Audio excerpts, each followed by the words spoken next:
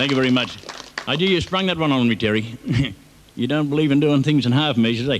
It's a very long poem. It's, Ogilvie wrote it putting himself in the mind and eyes of a Brumby stallion. It's called The Outlaw. And this old outlaw said, "Our home was the fenceless ranges. We fed in the bluegrass swamps. The green of the branching wilga was the roof of our noonday camps. We drank at the pools in the lignum where mist and moonlight meet, stealing like ghosts through the darkness with dew on our shoeless feet. I was chief and warden. I watched while the shy mares fed. I herded the bitless yearlings, those proud wild sons I bred. When a dry twig snapped in the forest or a snake slid out of the grass, I called my mob together till I saw the danger pass.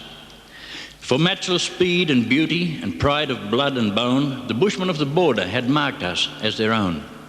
All day they planned their stockyards and set their blue gum bars. All night they wrought our capture as they dreamed beneath the stars. They tracked us to our playgrounds. They hid to watch us feed. They matched their weighted whalers against our naked speed.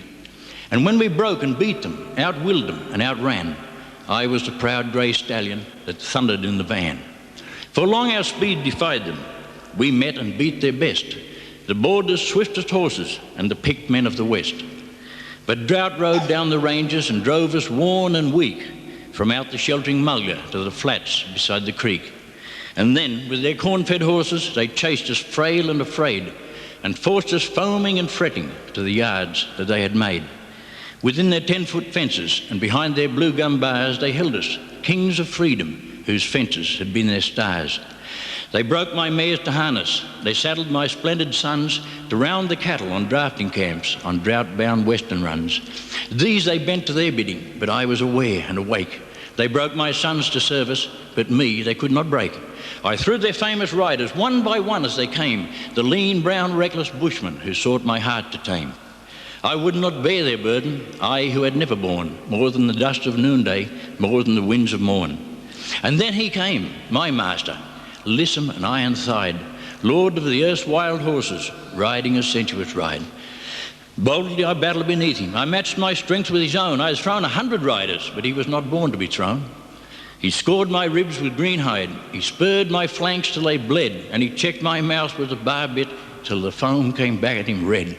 I fought like a maddened wildcat at the ceaseless sting of the steel. I turned like a tortured tiger snake and bit at his rowelled heel. I gave him no easy triumph. Stubborn, I would not yield till my eyes were hot and clouded and my hide was wet and wealed.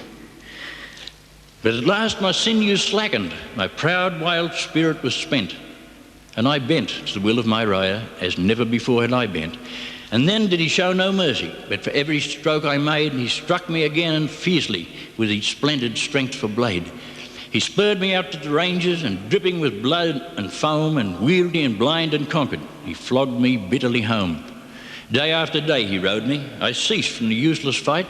I could not face his courage, and I could not match his might.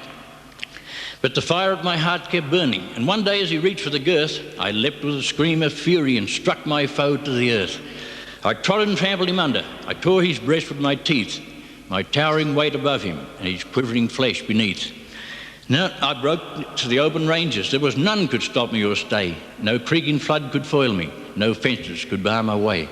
I tore his trappings from me on the boughs of the Balar, and naked as I left them, went back to wind and star. The scrubs were gay as ever, the lignum swamps as green. I found the shading wilga where our noonday camps had been. But the bush was still and lonely. I had neither breed nor bride, and when I whinnied down the ranges, it was only echo that replied. And then comes a fear upon me, a fear that fills my breast, a racking, ruthless terror that robs me of my rest. A shadow shape that meets me with a wilga shadow's stir, the phantom of a horseman who rides with whip and spur.